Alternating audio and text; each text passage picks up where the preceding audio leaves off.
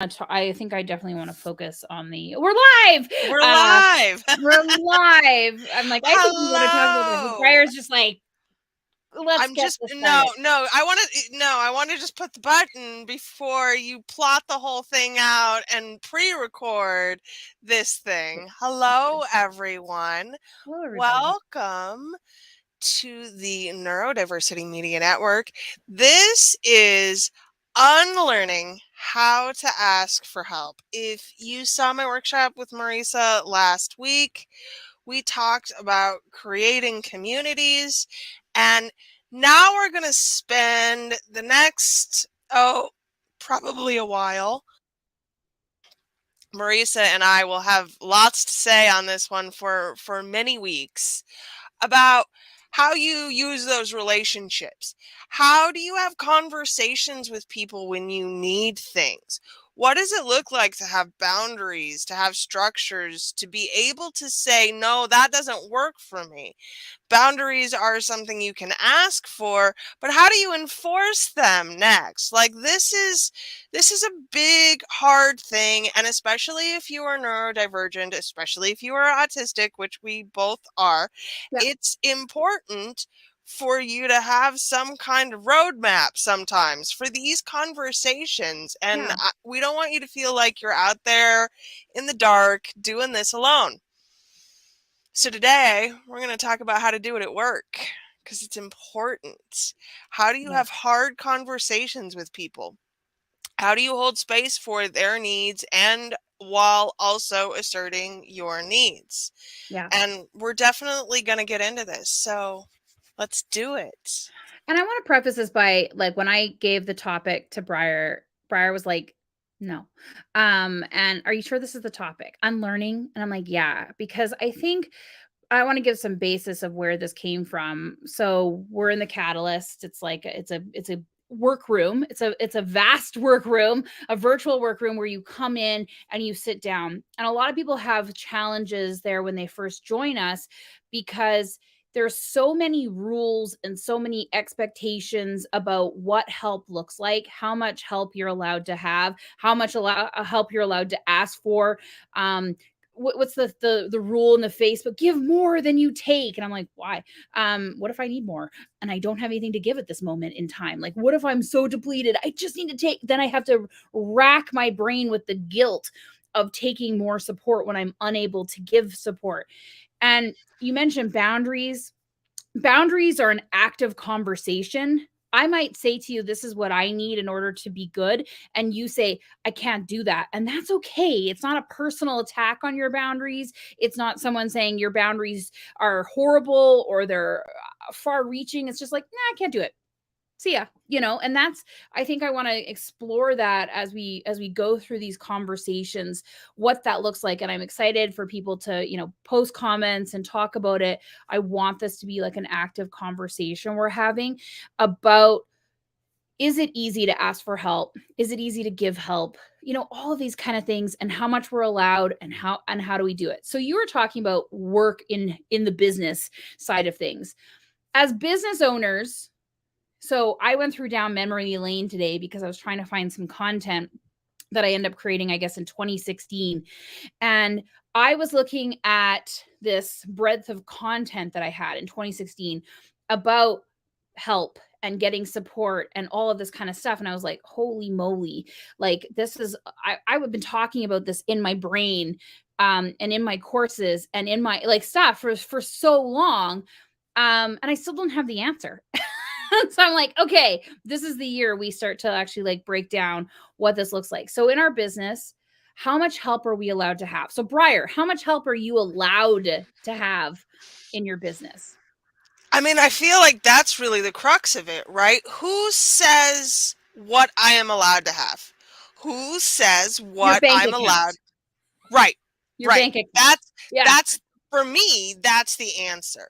Yeah. Because I will ask for as much help as I can pay for. Sure. Yeah.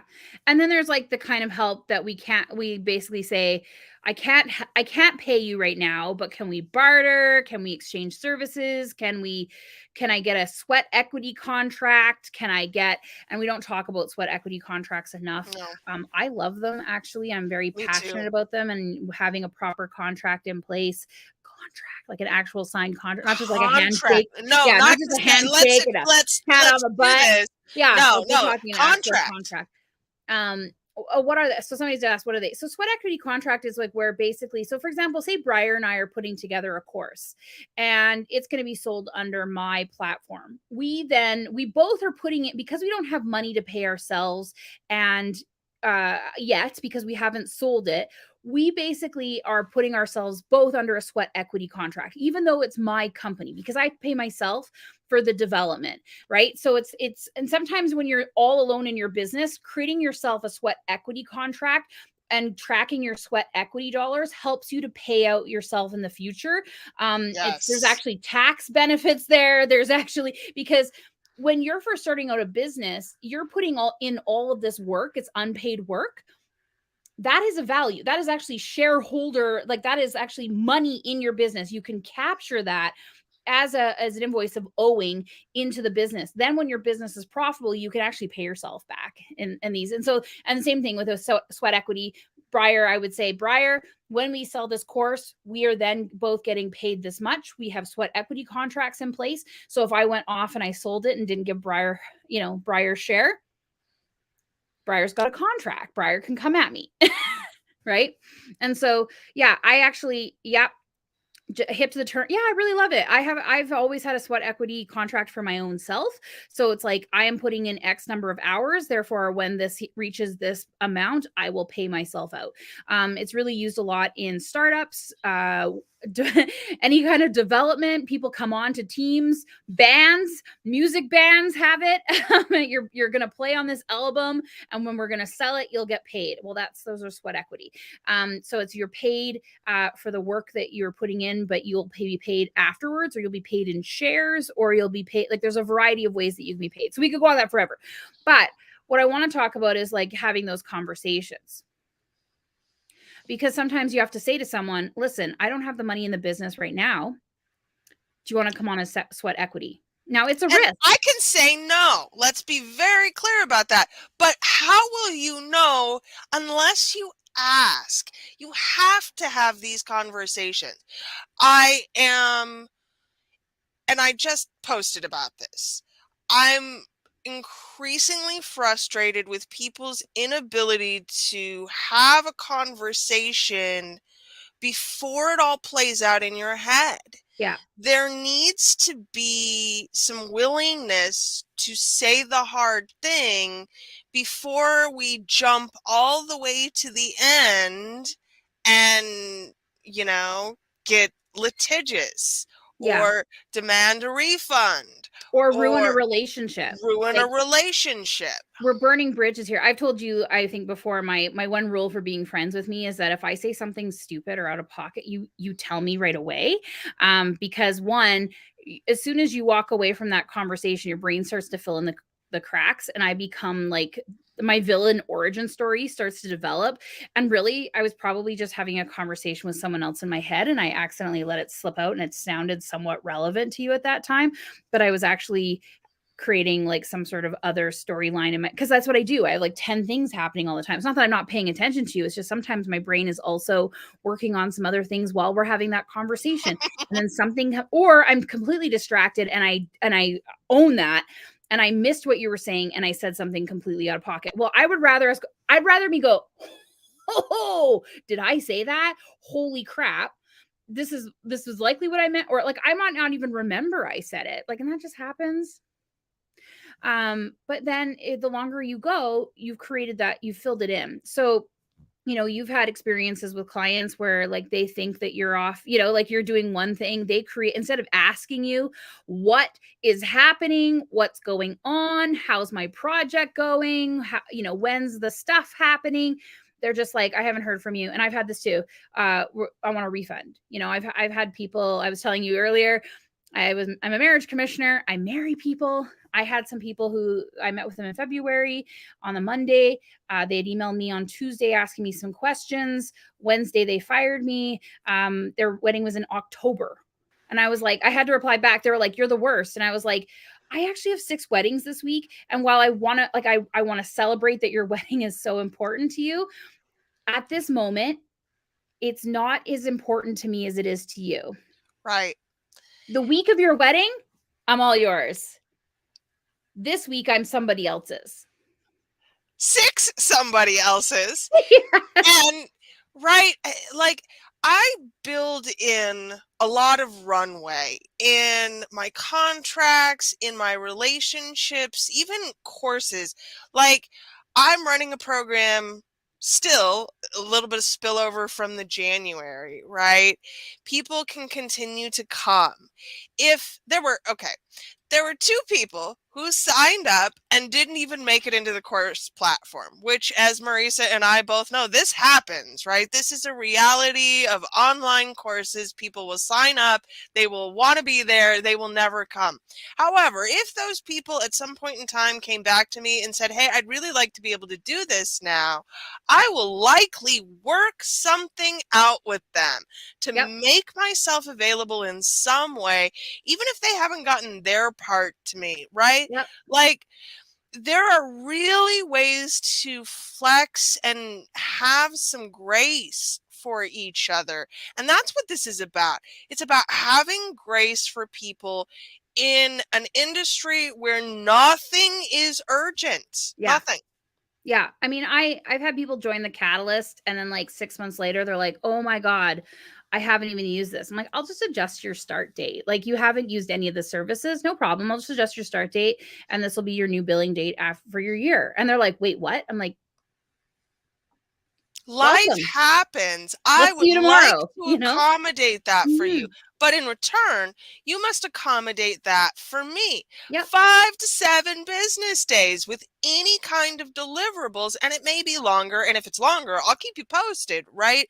But I need you to be in that relationship with me.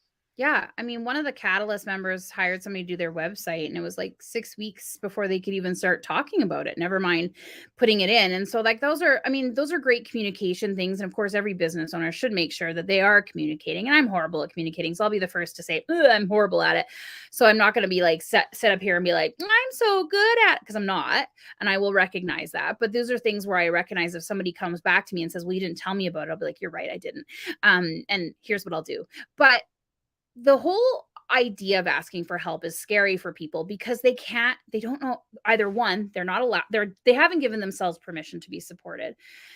2, they don't know how to actually be supported, like in a way. And I can give an example of me hiring a social media team to help me do social media, and it's not anything what I actually need. So now I've just wasted their time and my money because I can't, like, they can't.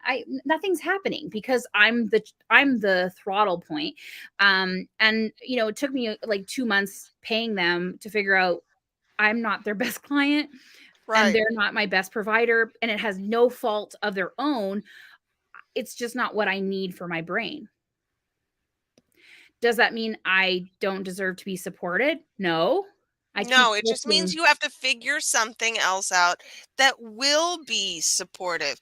And I remember, so when we talked about this, it was a Trello board, right? Yeah, That they yeah. wanted you to input stuff into Trello. And I agree, like that's my worst nightmare. But somebody out there lives in Trello already, needs social media help, and this firm is exactly the right support structure for them. And I said that I would be happy to, now that I know how they work fully, I am happy to recommend them because they are responsive. They're great to work with. Like, they're lovely people, but they're just not lovely for me. Yeah, one of those challenges was like, I had to go into Trello and it's like, what's your focus for the day? And I'm like, oh, sweet mother of pearl. If I knew what my focus was, every day, I would just go in and put it in a social media scheduler. Like that's actually my problem. So now I need to find someone who can actually just sort of be my second brain and can go in and grab that. So that's like, okay, sometimes you have to get bad I don't want to say bad support, it has nothing to do with them, but it's like bad for you support before you actually know how you can be helped. And it can be a costly mistake. We see a lot of business owners, they will think they need to get help before they're ready to be helped. And so knowing how to also know when's a good time for you to be helped and when's not a good time for you to be helped, I think is essential to this conversation we're going to be having over the next few weeks, because I can't ask for help. Oh, I got a good story. So I had a client one time. We do a values exercise where it's basically like you go through and you figure out like your core values, because it helps. Like if we're going to do anything in your business, if it's not aligned to your values, it's not ever going to go out very well, right? So we were doing this exercise, and integrity was one of their core values that they identified at the beginning. And as we were going through this exercise has a really good way of showing what your actual values are, even though you think they're one thing. It's joy and happiness and cleanliness. No, it's not. It's something completely different. Anyways, as we were going through this, I was like, I don't know if integrity is actually your core value. And she was like, you know what, you're right. I think it's actually being supported. So what was happening is, because she wasn't actually communicating her needs to somebody of how she needs to be supported, whether it was a loved one, whether it was somebody in her business, they could that not then give back the support she actually needed. So she would feel like they were out of integrity, right? This person isn't Mm. giving me what I'm wanting. But once we started going through, we were like, oh, how you're communicating what you need might not be matching with how they need to hear it or what they think you're saying. So it was like we actually talked about building contracts. We, a verbal contract. Briar, you need me to show up at 1 o'clock. I need a link from you. That's a verbal. That's we've now confirmed, and you're like, yes, I will give you that link. We've communicated the things that we need. Briar needs me to be here at 1. I need a link from Briar to do that. We've now connected, and we met here and went almost on time. And so that Hey, is, listen, it's on time for us, okay? yeah, I was 3 weeks late being born, and I have never exactly made it a priority to be completely on time since. 44 years. We're not starting now, folks. We're just not starting now. It's not that I don't value time. I just don't think time exists. It's a Right. made up construct, you know? But yeah, I mean, but we've communicated that. And when some people, like if people communicate, it's really important for you to be here at 1 o'clock. I am for sure going to be here I'm going to be ready at 10 to, because it's important to them and they've communicated that to me. If they haven't communicated that to me and I show up at 1:03 and they're steaming mad at me because I'm 3 minutes late, I don't know that. Not if I don't tell you, right? I have, I bear the responsibility of communicating with you about what isn't working for me before I leapfrog all the way to the end and say, this isn't working for me. Yes. And most people don't make those steps. They're just like, I asked for help. I didn't get it. This person's unreliable. Table flip. Meanwhile, the person's like, I'm still waiting for your instructions. Like, it's what? And the social media, I'm like, I'm horrible at this. I can't even look at Slack. It just makes me want to vomit a little bit. So like I'm never going to be able to be a good I'm a horrible client for you. Like, and I'm not saying it's them, right? You never put up any of my stuff. Well, it's because I didn't give them the tools and I couldn't play with the tools they had. Whose fault is it? Well, ultimately it's mine because I didn't exactly articulate the support I need and I didn't ask the questions properly of myself. I knew that they were going to use Slack and Trello, but I was like, Marissa, are you going to look at Slack every day? And I like the little voice in my head would have been like, no. Right. and and knowing that changes everything, right? Being able to be honest about your needs and Yep. what they really are. And I think part of this is very much the programming of getting it wrong all of the time when you are neurodivergent and you grow up with the trauma of always doing it wrong. Needing to ask for things can be difficult. I Yep. get it. And also, how do you ask? what do you define as non-negotiables, right? Because I think that's where it starts. And sometimes you don't know until you're in the thick of it. Right. And then it's just like, oops, this didn't quite work out. And that's, I think, not being so hard on ourselves when that happens. Like, I'm just like, well, I spent 2 months worth of invoices to figure out this wasn't going to work, but I nipped it in the bud. I said, no, this isn't going to work. Like, let's part as friends. And I think that's important. In the past, I might not have done that. I've had people in the catalyst who have been said this isn't for me, and that's going to happen. Like, not everybody can show up in a workroom and ask for help openly, and that's okay. Like, that's okay to know that.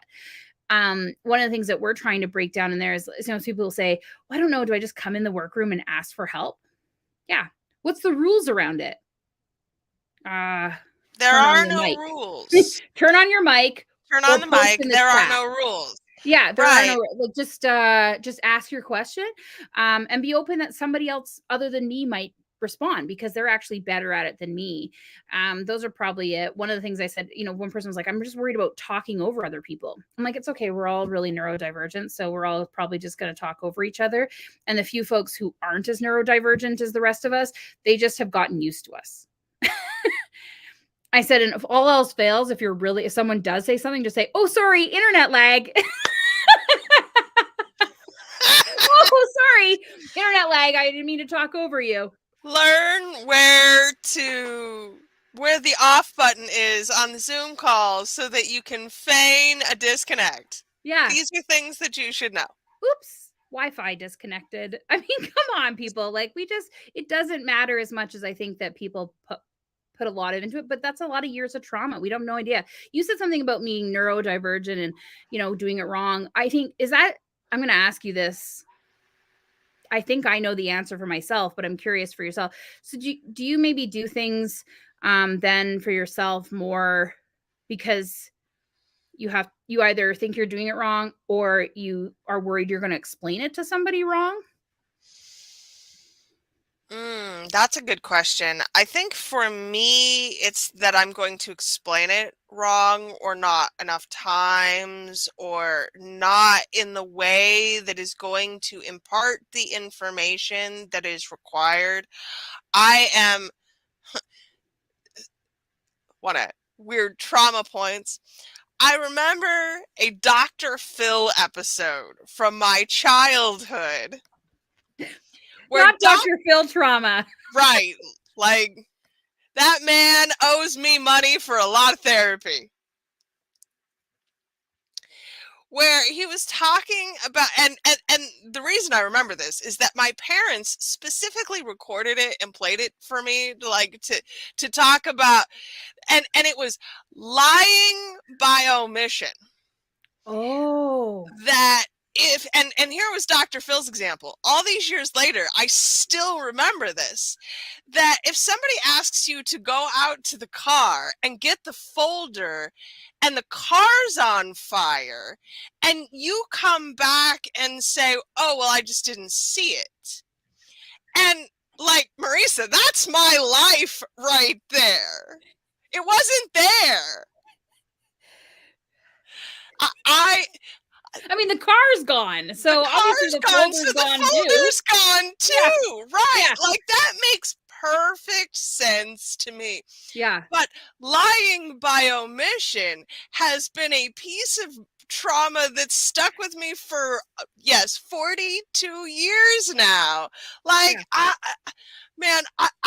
I don't ever want you to feel like I haven't given you all of the information, which leads to often me over explaining things multiple times. And even then, sometimes as in a case we've been talking about, don't always get it right. Like, oh, I need to over explain it here too. And here. And here. And highlight here and sign here and put your initial here.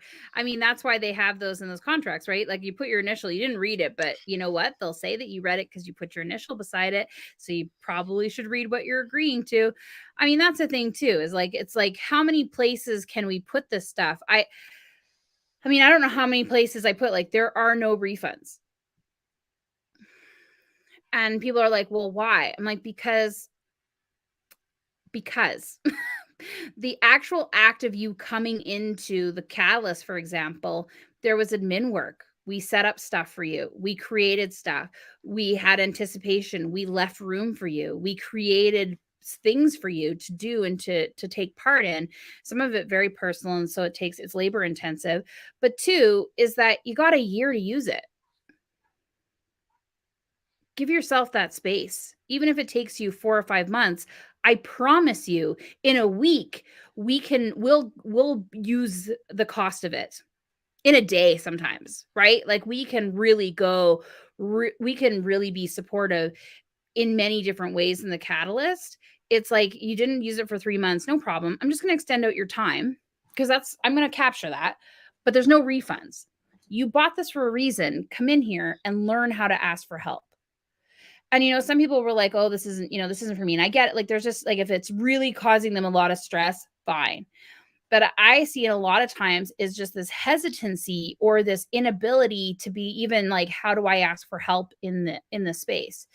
And we're creating like out a 30 email onboarding sequence that they'll get over the first 3 months because we know this. And I want to Mhm. recognize it and I want to name it.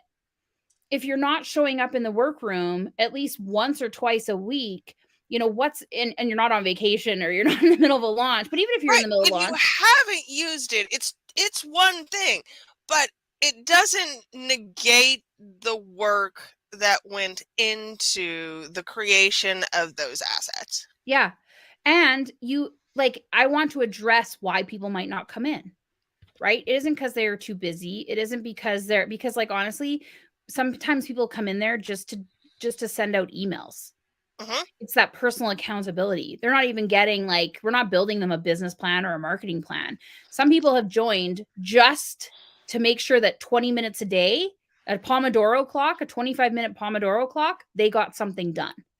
So often that's what it is for me. And I run a similar program. So Yes. like We that's have developed, I have said, how do we develop your similar idea so that mhm, it not only works better for your people and you, because that's the reality, right? mhm. Yeah. And it's like knowing how to ask for help. It's knowing what help you actually need, not shaming yourself for not needing more help, not shaming yourself for needing more help. We have several members where I will send them personal messages and just say, "Hello, I would like to help you." I explained recently to a member that when I can help people, when people come in and ask me questions, I'm in my element. They're giving me this is a reciprocal relationship. I know you were talking earlier in the week to Alice about reciprocal relationships. We talk about this a lot. It's not just them giving me money to be in my community.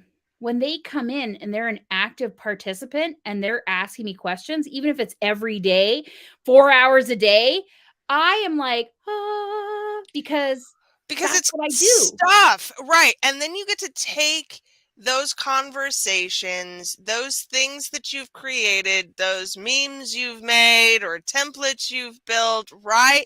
You get to take all of those things and turn them into different assets for other people later. So it's never a waste of your time, Nope. and you still have to be there. I still have to be, but yeah, I mean, like, and we've talked about this. I've got the best job ever because I totally nap during the day while I'm in the workrooms. But, like, this is the best. Like, people are always like, I don't want to bother you. I'm like, what are you talking about? This is your time. This is the moderated co-working time. I'm here for you. I am not here to do my own work. I sometimes do my own work if nobody needs active support. I'll say it's active support. I think there's like passive and active, like that body doubling Mhm. is not necessarily active support because you're both doing two different things at the same time. So people might not need active support, but I'm in there. So I might be able to work on my own stuff. But for the most part, I think Biba's listening. I think I told Biba, Biba's like, what do you do when we're not asking you questions? She asked me this like a couple months ago. And I was like,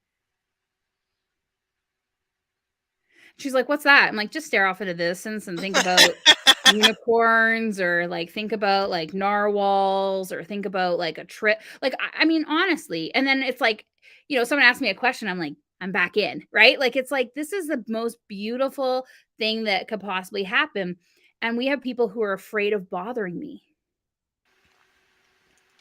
afraid of asking too much help, afraid Mhm. of taking too much support. And I'm like, take what you need. And I feel like this is so important, is the idea that you get to decide what space you're available, what help you're available to offer. I'm not calling you if I need help moving furniture. I mean, I you could. I'm extremely strong and I lift a lot of stuff. Like, you have to, I'm an event planner. We literally set, so I'm just telling you, also, so much stuff can fit in my car. Like, I have, like, people Locals, shocked. Marissa's available to help you move. I don't even need pizza. It's just like, if you need it, Wow. I got you. But I see what you're saying. Like, you know what? I know what you're never gonna ask me for. Singing lessons.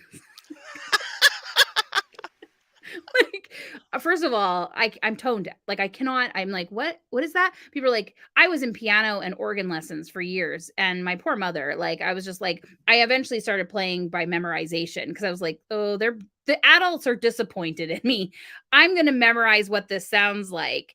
I have no idea what note. People that my teacher would put the note sheet in front of me, and I'd be like, no idea. Still don't. So that's what you're not gonna ask me for. Absolutely, don't. Okay, we won't. Promise. Yeah. Yeah. But it's knowing what, who to go to. It isn't having this network. We talked about this, I think, a couple days ago, last week. It's like having that network of support, like the multiple layers of support. Having, because it's okay if someone can't help you. RSD, was it rejection sensitive dysphoria, is got Mhm. to be worse than almost anything I've ever seen in the world when it comes to building community. Like, it's a serious thing that we have to look at, because I might say to you, I can't Monday, and what you hear is, I can't ever. You're a horrible person for asking. And meanwhile, I'm like, but Tuesday morning I can't, but it doesn't matter, because you've Right. already heard that I hate you and your pot roast is bad, right? And it's like, I can't No, believe Marissa, my pot roast is amazing. you're like, it's juicy. Thank you. you know? But like, I can't control that I wasn't available that Monday, but meanwhile, I'm like, how about Tuesday? And it's like, but I can't fight against. The only thing I can keep saying is, how can I help? I would love to. How can I help? What help can I do today? What can I do for you today? And keep saying that and be like, I just love helping you. Like, I just love it. I just like try to tell people, I'm like, I just love it when I can help you and you were able to do this thing and we got to do this together and it was the best. Like, that's all I can do sometimes to combat that voice inside their head that said, oh my God, they can't help me Monday. I can't ever ask for help again. And the other side of that, as the person who is regularly offering help, sometimes I feel like the weirdest stalker, y'all, as I'm sliding up into your inboxes, as I recognize that I could help you. Please, God, just let me help you. Yeah. Please. Yeah. Yeah. Please. I mean, and that's the reality, I think, and when we're in like these kind of positions where we do have the capacity to help others, it's probably one of the greatest things I think we can do is to keep offering to help even when they are not ready to get support, or they don't need us, like, just so that they know. My mom, when I was a teenager, she had like one of those like big, huge cell phones, like the bricks, and she made sure all of my friends had the number to that cell phone and our home phone number. And she was like, I want you to know that if you are anywhere and you need a ride, You are not getting in a car like with a stranger or with somebody who is like had anything to drink. You call me. We don't have to tell your parents. You all I'm going to do is I'm going to pick up, you're going to hop in the car and we're going to get you home. And I always like love that. And we had those we had a few of those situations. I was sometimes in bed, and my friend, like, all the phone rings and my mom's like, "Sweet G," like she's like, and the whole middle of the night call, and then she'd be like, "Hey, I'm gonna go pick up, do you want to come with?" And I'd be like, "Yeah, okay," throw on some shoes and we'd go pick them up for wherever. No questions asked, right? But then the next time we had a party, there was a party, my mom dropped us off and she's like, "This party looks like it is off the hook, like it is out of control already." She's like, "You call me if you need me to come be like a bouncer. I will kick these kids out." And I was like, "Thanks, mom." My friends were all like, "We will call you," because they already knew. They knew that my mom was going to be able to come help and not do the whole mom judgment. She was just going to come in and say, "Okay, guys, let's clean up the party. Let's get this together. Like, you guys are being too loud. Let's," like, she would just do it and not be like, you know, and then not, and like, if you need, like, she always said to my one friend, she's like, "Listen, there's a burn hole in a carpet over here. We're going to have to talk to your mom tomorrow. I'm here if you need me to come over. I can help cut a patch of carpet. We can fix this." And like, like that's the best thing. They might not have called my mom to talk to their mom the next day, but it was like that nice to know that they had a backup if they need it. So going forward in my adulthood, I thought, "Oh, I always want to be that cell phone just in case they need that ride in the middle of the night, or they just need someone to come help move, or they just need to set up an email funnel, or they just need to, create a marketing plan." Like, these are things that I can do really well and really quick.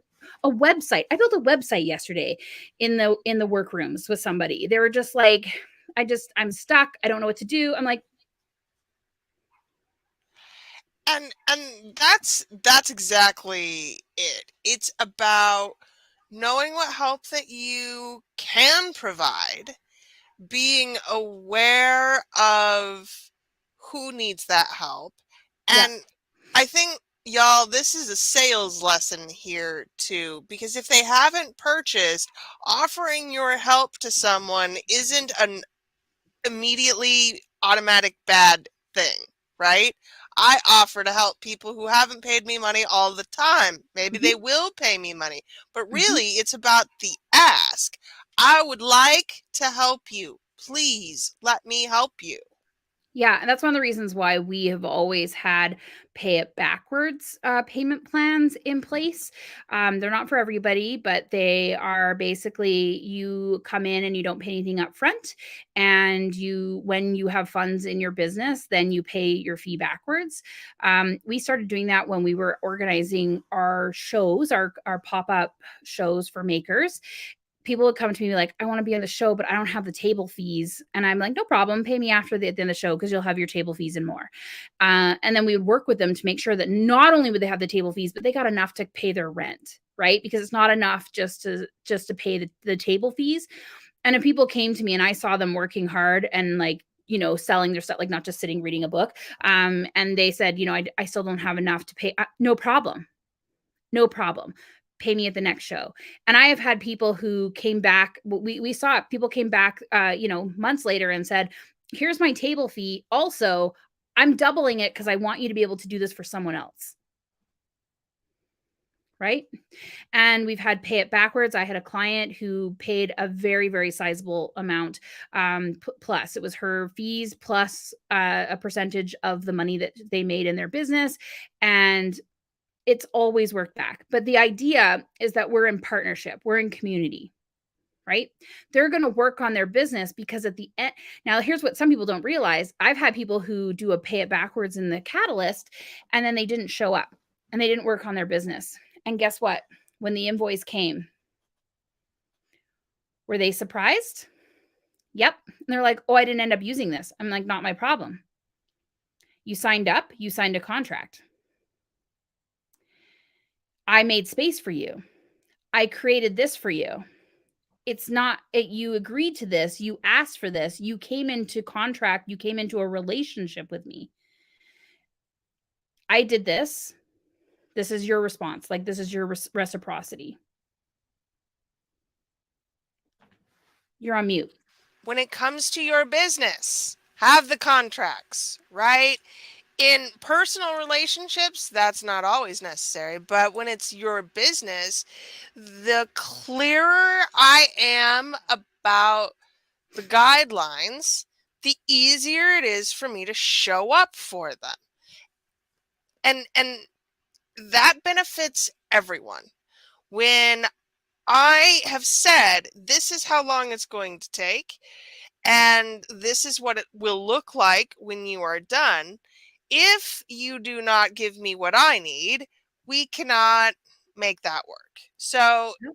it's about building in reciprocity to your relationships and to your contracts, and figuring out where your personal boundaries and limitations are.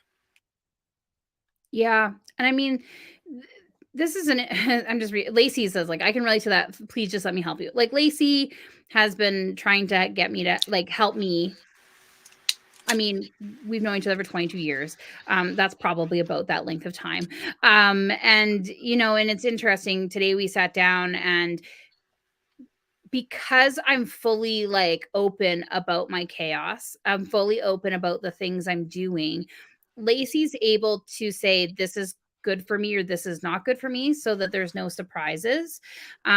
Lacey's able to say, "This is not in my wheelhouse," or "I need to learn this," or, do all this kind of, like, like, then I know that I'm not gonna put on a big project, and Lacey has absolutely no idea how to do it. I said I'm not good at I'm not good at delegating, I'm also not good at, like, and I brain dump. So what did we do today? You were in the room. We set up like a Notion Mhm. repository of all the things out of my brain. I then gave her access to my entire life. So she now knows that she doesn't have to wait on anything for me. She's just going to go dig in my brain. Right? It's my responsibility though to make sure she has that access. It's my responsibility to keep putting it into that shared contract that we've agreed Right. upon. It's my responsibility to pay her. It's my responsibility to pay her on time. It's my responsibility to, like, these kind of things. We both have to show up, and she has to communicate on timelines and deadlines and all that kind of stuff. So it's an ongoing conversation of support. And I think one of the things about RSD that shows up for people is that we play out conversations in our head that don't actually include the people that we're having, right?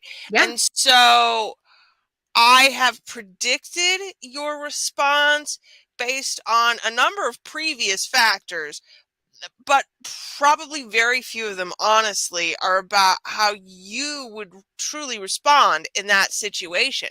Mhm. And so there's it's interesting because it feels like it would help to role play conversations. I'm making sure you don't miss this time. It feels like it would be helpful to walk through a conversation in your head and see what both sides would be like, so you can, like, prepare your responses. But in fact, it generally works against you because you've gotten all the way to the finish line without the intervening conversational steps. Yeah, and I mean, I can recommend that in some cases. We had, in our event planning business, because we were going into places that were locked up for a long time or not used, spaces, we had a lot of business owners, or sorry, building owners, say no to us because they had no idea what a pop-up was. They had no idea why we wanted this for a weekend or a week. They didn't really understand what we were trying to do. They can also write off that space oftentimes for more money than they would make of us renting it. There's a lot of, like, what we call, and so I ended up making what I call the no, no, no document. And so it was for every no that we got, I created a yes. Okay. So in that case, it did work after, but that took like 2 years Right. for And us those to were develop. actual conversations that you had to have to get to the no Yes. before you assumed the no. And that is the difference here. Yeah, and sometimes I still assumed the no and then got a yes, and I didn't know what to do, because I thought it was just gonna be another no, and so that's a challenge too, is that sometimes you can just over prepare and then F it up even though it was a yes, because you're already anticipating. I have a small, I'll be completely open. I have a huge fear of being a burden. Probably not a big surprise where that came from. My therapist makes a lot of money from that. But the thing is it stops me from fully asking for my needs. It stops me from being a really good friend. It stops me from having really good, strong, healthy relationships. It stops me from also letting other people be in their acts of service. So what I was saying is like I love helping people, but now I'm blocking other people from being in their happy space because I'm like, no, you can't help me. I'll just do it myself. And it's just because I don't want to be that person. I'm the worst person as if you're a designer, you want to get a logo, you want to do any kind of branding, because I have been on the other side, and and client feedback is sometimes the most exhausting part of your job as a service provider. It's like 1,200 revisions. So I don't want to be that person.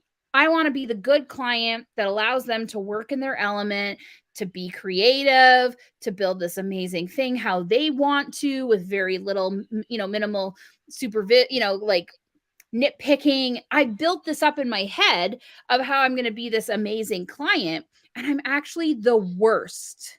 Mhm. The worst, because I don't give as much input as they need to really know me. Right. You don't give them enough to be able to do the job. So my ops manager is doing my logos for the NMN, and they're beautiful, and it's taking some time, and at least a significant portion of that is me, because I'll be like, okay, okay, it's fine, okay. And we had to actually get on a call together and argue about it in person, because, and part of this for me is typing is hard for me. I have terrible arthritis, so I often use talk to text, which, as Marissa knows, is not the most reliable service. And so sometimes, rather than issuing a complaint, I'll be like, is this worth my time and energy to type this or to record this and have to go back and re-edit it? And oftentimes it is not, which has then delayed this process, because I couldn't make the words, no, I don't like that yarn like that, get rid of it, come out of my mouth. Yeah. I rarely do a refund. I rarely do like, it could not fit me. And I'll just be like, it's fine. I'll just put it in the bottom drawer. Maybe one day it'll fit. Because I just don't want to see that look of disappointment. And because I've worked in retail. And not that I ever hated. I mean, the refunds were only annoying when they didn't have a receipt, or they argue with you that you don't have a receipt, so I have to put it on a gift card. And they're like, this is an outrage. I'm like, it's an outrage that you didn't bring back your receipt. But again, I have these like scenarios of my own past of like how much I hated being, in that role. So then I try to. But I will point out here, as uh, Heather had to remind me this week, there is a huge difference between buying a product or a course and purchasing a service. Yep. So, right, we can take back products and courses that we don't use, Theoretically. theoretically, depending on the agreement. Yeah. But service is a much different deal. And many of you are service providers, which requires you to have very clear guidelines on what a refund looks like, Yeah. what it means to offer one, how you go about negotiating those things, if you do at all. Yeah. And I'm as a client, I often will just ghost people. They'll be like, "Can you give me feedback on this?" I'm like, "No, you've done an amazing job." And then they're like, "Can we wrap this up?" I'm like, "Absolutely not. There's no need for you to keep going." Like, and I just, because I know that's not gonna it's not turning out how I'd hoped. And I don't want to make them go through 20,000 revisions to make me happy. I'll just go do it myself or find it elsewhere. Anybody listening to this, I'm sorry. I'm sorry. The worst client, I'm the Marissa. worst client because I The don't worst. want I don't want to be a burden. And I think that's where I'd like to wrap up today. Okay. How do we unlearn being a burden? How do we unlearn being too much or a problem? How do we go about unlearning these things that are so very much a core part of why we do not ask for help? Yeah, I've started establishing the safe word in my business relationships, both as clients. Like, so when we go into a session, I'm like, listen, once my brain starts going, it can be, if it's overwhelming or you just need to stop, like, put out the safe word. Just let me know and I will stop. And there's no hard feeling, whatever. And then if you feel like you need more, like, let me know, right? Because I will keep going. And when I'm the client, I'm trying to say, like, I say to them too, like, when I'm being a crappy client because I'm not giving you enough to do the job you want to do, here's the word. And I will, without it, I'll stop what I'm doing and I'll say, what do you need? But sometimes people will send emails and they're also vague about what they need because they don't want to make me mad. I'm paying them money, right?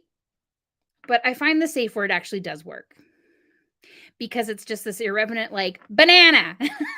Oh, the banana has been dropped into the conversation. Like, I gotta, and then I'm like, oh, what do you need? Right? Whereas they might have said, in the next few days, maybe we can get together and go over the deliverables. I'm like, yep, sure, in a couple days. Right? And I might even show up to that conversation and be like, what do you need from me? And now they're intimidated or they're not sure. They don't know what questions to ask. But as soon as they're like, banana, I'm like, oh, banana, you don't have what you need to move forward in this project. What do we need to do to get back together if we can get back together? So that's my tip. It may or may not work, but it is my no judgment, no, like, it is I'm standing in a lot, like, this is it. The banana has dropped. The safe word is out there. We both have to come together and create that. And I do that even like in personal relationships too. It's just like, if we're going and all of a sudden I'm like, I'm out there and I'm not providing you support, drop the safe word. And I think what's key, what's made a difference for me is no longer keeping score about the transactional nature of relationships. That's probably going to be our next talk. We should talk about falling into transactional relationships, because that's a big barrier to being supported. There was a moment for me recently where I was having a conversation with my husband and I was like, oh, it's me this whole time. I've been blaming you for this thing, but in fact, it is me. And now I'm going to go take a call. Talk for 3 minutes, please. Talk amongst yourselves. It's coffee talk. Yeah, I mean, this is the thing, is like, we spend so much time thinking, again, I said to my client earlier, she was thinking other people were not in integrity when it really had more to do with how, she was communicating. So if you can think about when you're going through your conversations, when you can think about your relationships, can you stop and say, this is my responsibility, this is their responsibility? There's actually this really great woo-woo exercise that works really well for this too. I think it was like in Mike Dooley's Mike Dooley's Tut, the Notes from the Universe. He has like this exercise where you have a triangle, and on the one side of the triangle, you write what your responsibility is to getting whatever you want to get. And on the other side of the triangle is the universe's responsibility to getting what you get. And I think it's one of the greatest things that you can do, even for a relationship. If it's me and Briar, I can have my responsibility on the side and Briar's responsibility on the side. And I can see, where have I done everything I could do? and being honest with yourself, because we're going to be like, oh my God, I'm the most perfect person, because you don't want to have that conversation with No, yourself. and everybody has faults or flaws, regardless of the nature of the relationship. Allowing yourself to be imperfect is, I think, absolutely part of the equation. Yeah. Yeah, and letting yourself kind of be okay with it without judgment. We all fall down. We all miss the ball. We all like drop the balls all on the floor, and go for the cheesecake. Like these things happen, and Mhm. the less time we spend on persecuting ourselves, the more time we can show up for each other, I think. Yeah, I think so too. And I think that is the first step. It is being nicer to yourself and recognizing that asking for help is hard. Figuring out what you need to ask for is hard, and you're not always going to get it right. And that's got to be okay. And it's practice. Hmm. Practice being supported, practice asking for the support you need. Practice being in that moment where you get fully nourished and your cup is filled. Like, I mean, if you can only do a quarter at a time, a half cup at a time, whatever, but the goal is that you can walk into a situation and have a reciprocal agreement with somebody else or with a tool or whatever you're using. It doesn't have to be with a person. It's just even getting the right tools in your business or your life to help you, be better.